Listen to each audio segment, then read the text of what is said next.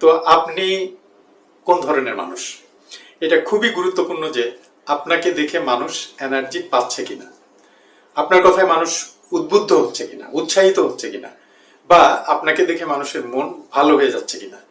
একটু সতর্ক হলেই কিন্তু আপনি এ ধরনের মানুষ হয়ে উঠতে পারেন। কিছুই না, মুখ গোমড়া করে না থেকে একটু হাসি মুখে থাকুন। এর জন্য কিন্তু আপনার ইচ্ছাই যথেষ্ট। যে পরিস্থিতির মধ্যেই থাকুন না কেন, হাসিটা মুখে ধরে রাখুন। এর জন্য আপনাকে কোনো প্রকার খরচ করতে হবে না, শুধু একটুখানি সতর্ক প্রচেষ্টা এবং আপনার ইচ্ছা। আপনি যদি সারাক্ষণ মুখে হাসি ধরে রাখতে পারেন, তবে অন্যের তো ভালো লাগবেই, নিজের মধ্যেও দেখবেন ভালো লাগার আবেশ ছড়িয়ে পড়েছে। আপনাকে দেখে মানুষের মধ্যে পজিটিভ এনার্জি সঞ্চারিত হবে, অন্যদের মন ভালো হয়ে যাবে। এটা দেখে আরো একবার আপনার মন ভালো হয়ে যাবে।